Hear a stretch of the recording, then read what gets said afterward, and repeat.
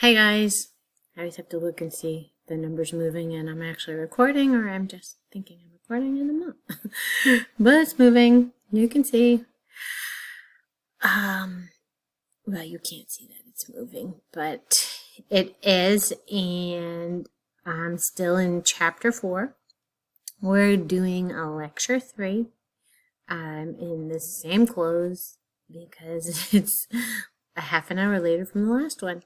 And I kind of like this, where I'm just banging this chapter out, and it's very quiet. I'm not always going to have that kind of luck, but take advantage of it when I have it. Okay, so this is chapter 4, lecture 3. We have talked about tissues overall, and then we just talked about epithelial tissue. It's some wacky vocabulary. Practice writing it down. Practice, what are the different types? Where do you find them in the body? Those are the types of questions I'm going to ask you. What's a characteristic? What are functions, right? Keep them different. Keep them separate. They are different. So, all right. I think I beat the dead horse. We are, oops, not even in the right screen. Okay, let's get to, why do I have 2? I don't know. Alrighty, connective tissue. So connective tissue is like its name, right? Connects. I hate when people say connective tissue function is connect stuff. That's lame. Be a little more specific. No, I didn't jump one. All right. And connective tissue is very different from epithelial, and that's what we're going to end on, talking about how they're different, compare and contrast. That's another good test question. I'm just kind of messing with some chords here. Okay, so what I have in connective tissue, like epithelial tissue is all cells. Cells in one layer, cells in many layers, cell junctions, cells, and cells. So, of course, because cells make up tissue, connective tissue also has cells, but connective tissue has this extracellular matrix, meaning stuff around the cell. All right? And that's what that's about, but there's 2 components. So this is kind of a middleman. So when you tell me what is connective tissue consist of, really it's 3 elements. It's cells, it's fibers. I'm going to go into the different types of fibers in a little bit, and it's ground substance. So 1 is cells, 2 is fibers, and 3 is ground substance. That is going to be the best answer when I say what makes up connective tissue. Ground substance is, what is my background? Is my background liquid, like blood? Is it semi-solid, like cartilage? Is it solid, like bone? That's background. Ground. So ground is background. There are no free surfaces. All right, you can't even tell. There's no apical versus basal. All the sides of, stop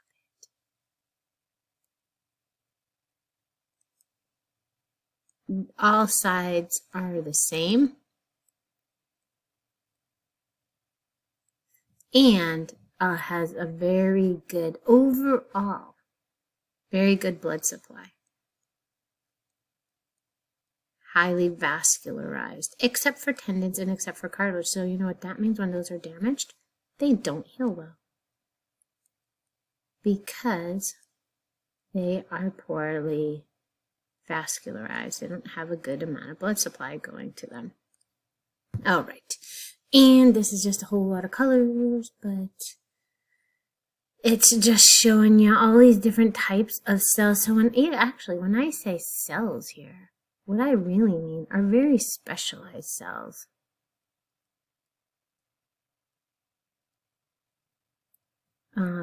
Epithelial tissue is just a cell. I'm either flat, I'm boxy, or I'm tall, but I'm just a cell. Kind of like that Just a Bill thing on Schoolhouse Rock. I'm just a cell. Connective tissue has a very specialized cell. I have fat cells, these adipocytes. I can have white blood cells like macrophages. I can have other white blood cells like mast cells. I have like lymphocytes. They're all very different. Fibroblasts. I have different types of fibers. Here's the different types. There's 3 different types. There's reticular fibers. That's in another slide, but since it's here, reticular fibers are just framework, kind of like scaffolding, right? Like the scaffolding up the sides of the buildings. There are collagen fibers.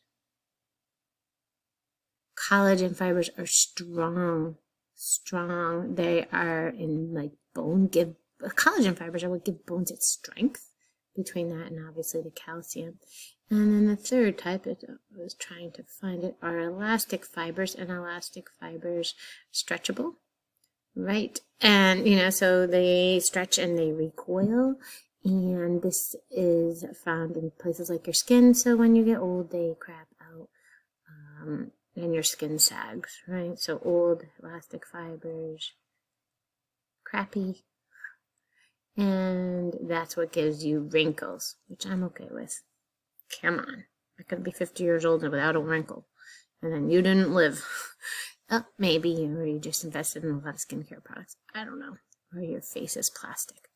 But anyway, so that was my specialized cells. And we'll see that again. Oh, and then here's the ground substance. The ground substance is all of the background. Okay, water and other types of proteins is just kind of binding that connective tissue and giving it its characteristics of what it does. Okay, so here we go. We already said that it's fibers and ground substance. And, well, we already talked about the 3 collagen fibers, elastic fibers, reticular fibers. So collagen fibers, I guess I'm repeating myself. Sorry, collagen fibers are what gives it its strength. Okay, and they're in these bundles, which is kind of cool, and how they're arranged gives a lot of strength to that substance, like bone. You find collagen in cartilage as well. Well, I guess you find elastic ones too. So elastic fibers can stretch and recoil. And then reticular fibers are giving you that framework, that scaffolding. So I have the protein fibers, and then the other one I had was the ground substance. The ground substance is a lot of specialized proteins, and just kind of works with the cells in the medium that it makes. And my bone, my background solid. Well, I still have to work with those cells. Bone is living tissue. My cartilage, I'm gelatinous. And my blood, I'm liquid. And my lymph node, I'm kind of mushy. Okay. So that was 2 of the 3 components. I have my specialized cells. So really this should be specialized cells. And you can hear the word like a blast. A blast is immature, still making the background. Blast cells are responsible for doing all the work, right? It's like child labor. Cyte is the mature form. So I have osteoblasts. Osteoblasts will make bone and the structure and its environment, and then osteocyte just kind of hangs out in bone. Right? Done. My job's done. I did that when I was a blast. I'm a cyte. I'm hanging out. I'm in the glory days of retirement. So that we see as well. Classification, I don't even care about this, but here are the different types. Like I said, if you want to learn all the epithelial, that's fine, but here's all the connective tissue types. I have a loose connective tissue, but there's reticular, adipose, areolar. I have dense connective tissue, dense regular, dense irregular, elastic. I have 3 different types of cartilage. I have bone, but actually of bone I have compact and spongy. And then I have liquid, which is blood and lymph. So which ones are we going to talk about? We're going to talk about adipose. We're going to talk about reticular. I can kind of talk about areolar. I feel like I'll do that like a dotted line. We're only talking about dense regular because then it just gets too confusing. We'll talk about all the forms of the different types of cartilage. Obviously, we'll talk about bone, and we will talk about blood. Not really going to talk about lymph at this point, but it is another liquid connective tissue in a lymphatic vessel. Who cares? I was going to say something. All right, areolar. Areolar has all the different types of fibers in it. Semi-fluid ground substance. You find areolar in the hypodermis. I mean, I guess it's in the hypodermis. I don't really like talking about areolar. Because when you're looking at the hypodermis, you're seeing all these little round cells. That is not associated with the areolar. Ugh, I shouldn't have even talked about areolar. I'm just being confusing. Let's move on. Adipose. Adipose connective tissue is fat. Okay, so that's what this is, fat. It's these big round adipocytes, chock full of fat. But here's a little nucleus, and this is a cell. And it's insulation, it's protection. You need fat to protect organs. You need fat in your hypodermis. And it's an energy reserve. It's long-term nutrient storage. So fat is okay. Too much fat's a different story. But fat is necessary for you. So you have some fat kind of cushioning around the heart here. Fat looks white when you see it. And it's just all these cells and tiny little nuclei squished on the side because I have all this fat storage in the middle. That's all fat storage.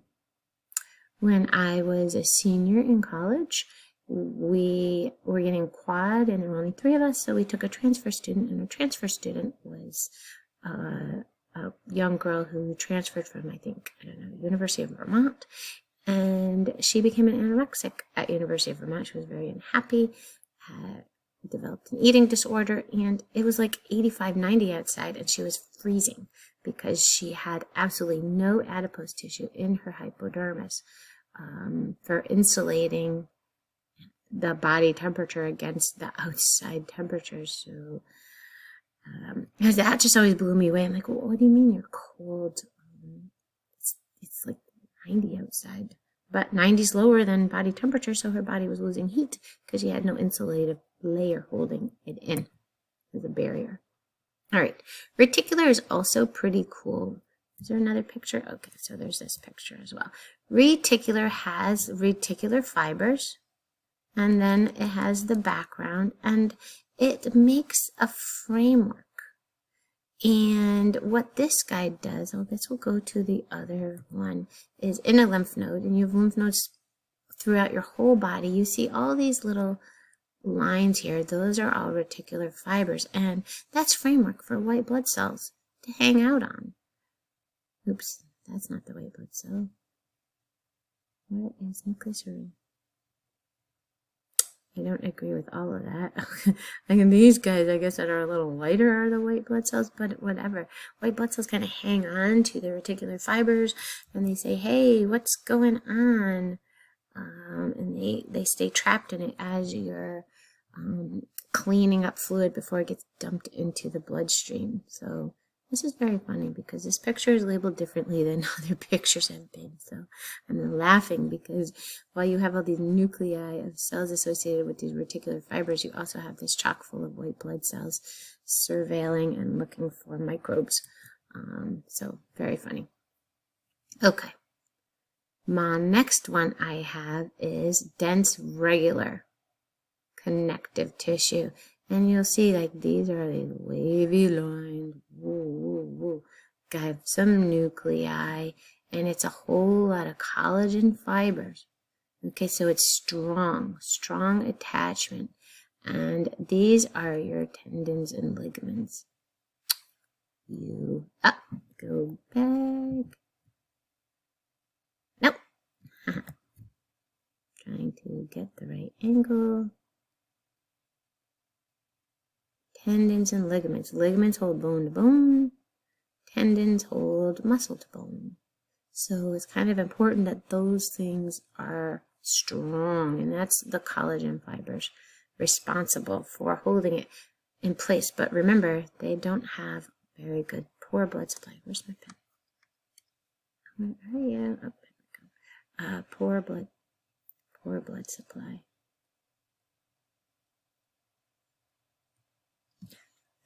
And so here's an actual picture. So here is the muscle to a tendon, and then that would insert or attach to bone. At the other end, tendon's going to go muscle to bone.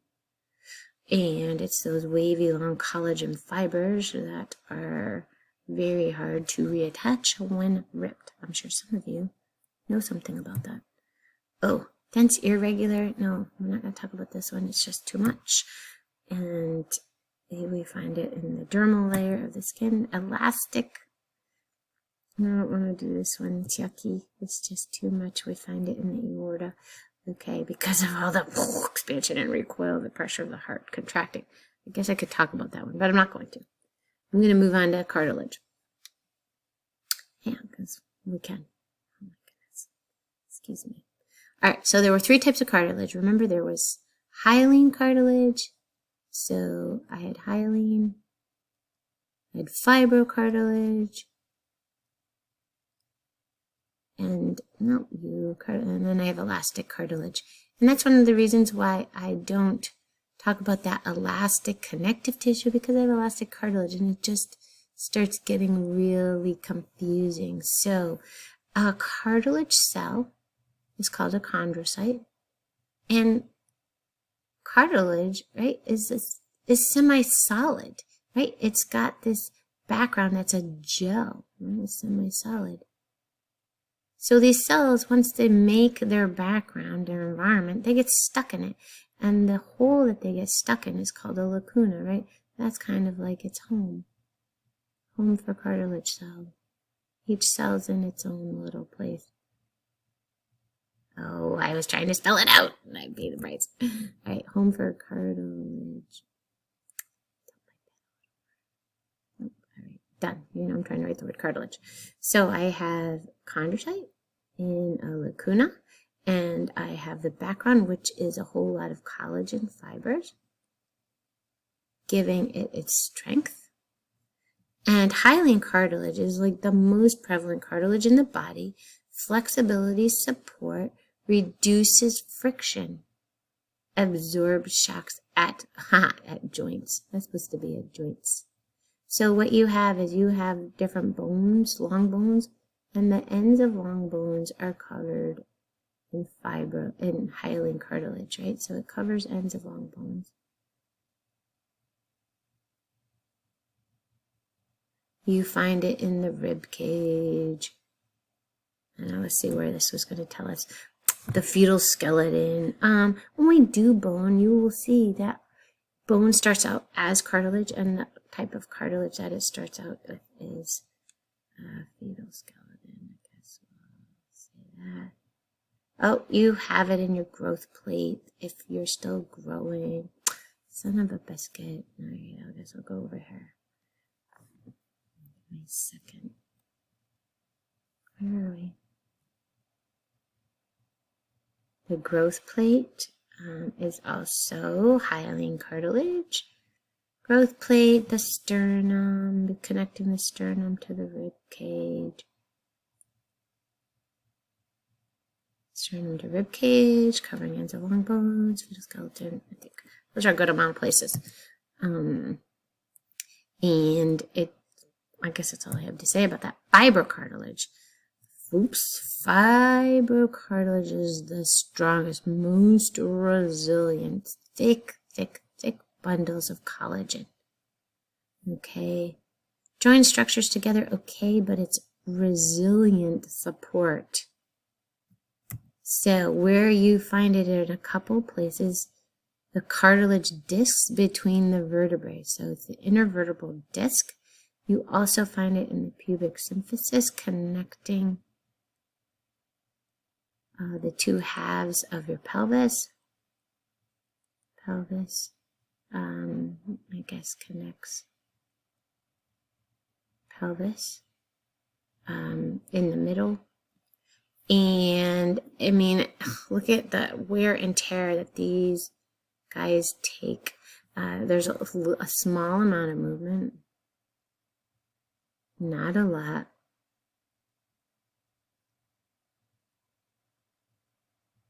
Not a lot. So there was two places that you find fibrocartilage. I'm trying to think of another one. I forget what the epiglottis is. You guys that are EMTs, or Kelly can tell me when you see me, hey, the epiglottis is, I almost think it's fibrocartilage, but I'm not sure. It's just a little voice in the back of my head. And the last type that we have is elastic cartilage. So here's a surprise. You find elastic fibers and elastic cartilage. It just gives you some shape to structures. And this is what is in your ear. Oops. How about I write it over here? And is that what this is? Yeah. So the outer part of your ear is elastic cartilage. Fair enough. In a gelatinous ground substance. Oh, okay. So I have elastic in the ear.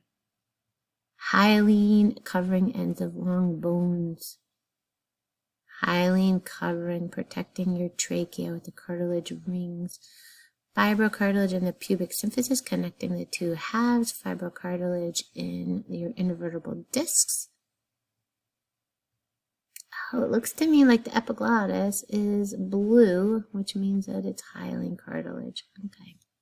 Thought it was fibrocartilage. My bad. So, Kelly, you don't need to tell me. I got it.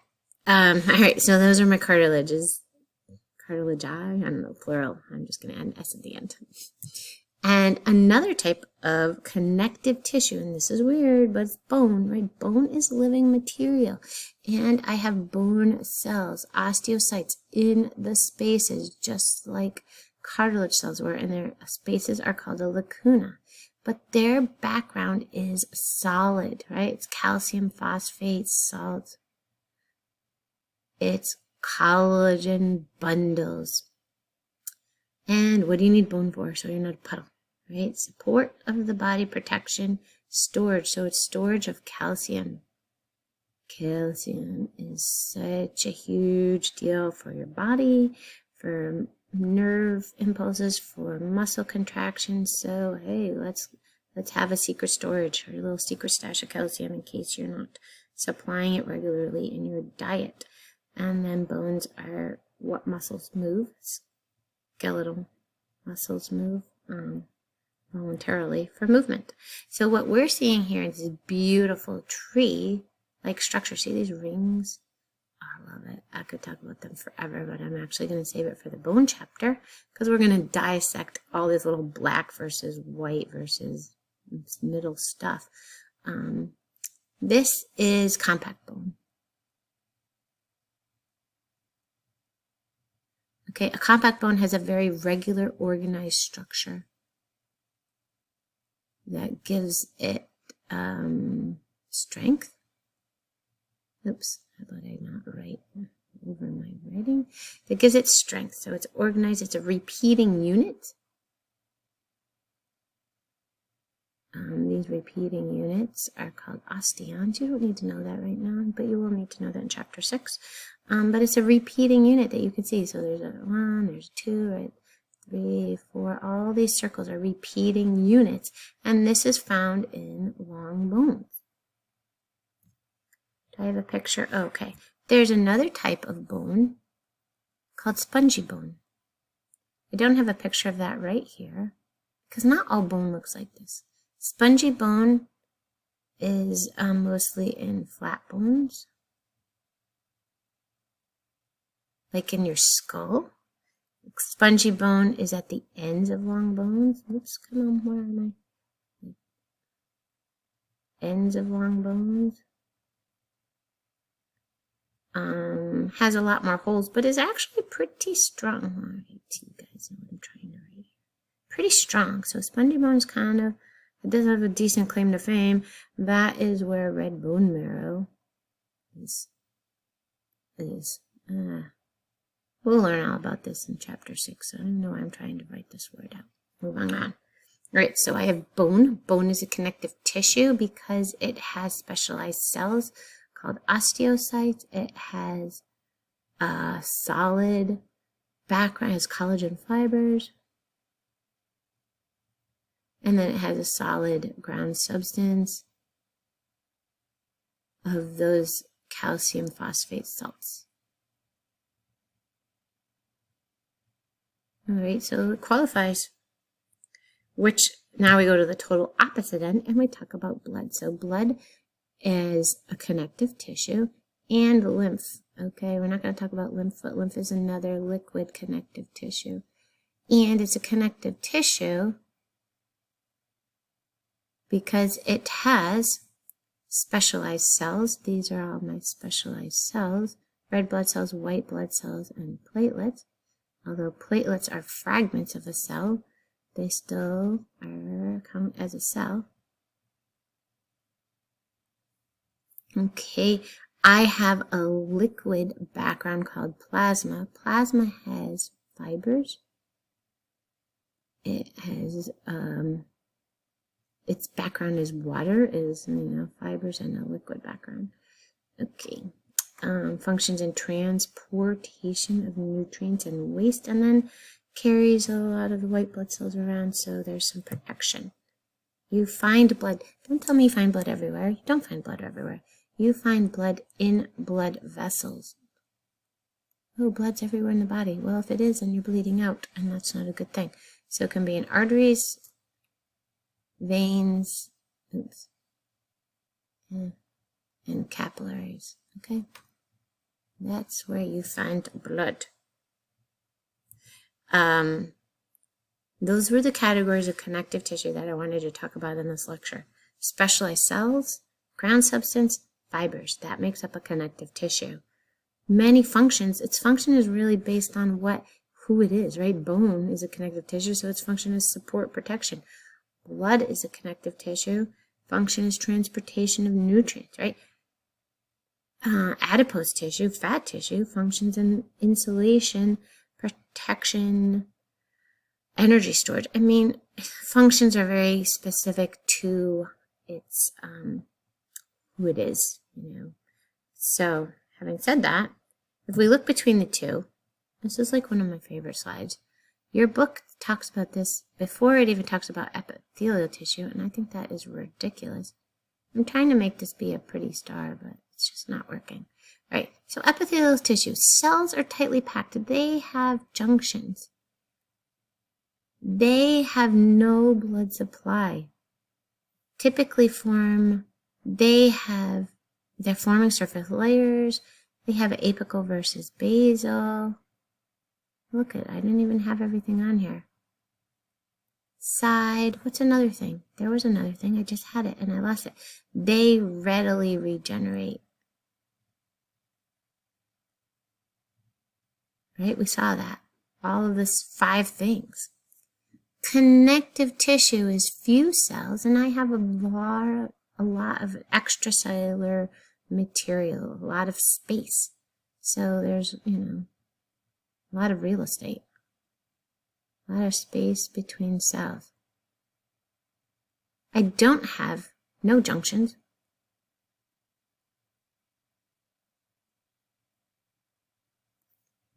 I do have a good blood supply. I fill spaces, I support, I connect, and I don't always regenerate that well. Depends on my blood supply.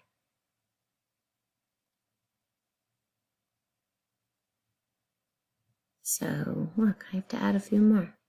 And I'm only adding them because I'm on fire right now, and it came into my head. This is a good question. Hey, give me 3 differences between epithelial and connective tissue. I probably won't remember this question, but I do like it. Oh, and here we go. Here's a picture. So this picture is showing you cells stacked on each other. Cells stacked on each other. No extracellular matrix. You can't see cell junctions. Don't even tell me you can. Versus connective tissue, where it's just a cell, a cell, a cell, fibers, a whole lot of extracellular matrix.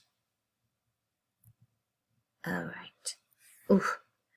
I'm going to end there. And actually, I'm going to take a little bit of a break. But we only have one more lecture. And in our last lecture, we're going to talk about membranes and muscle tissue and nervous tissue and a few other miscellaneous things. So that will do it. Thank you. And I'll see you later.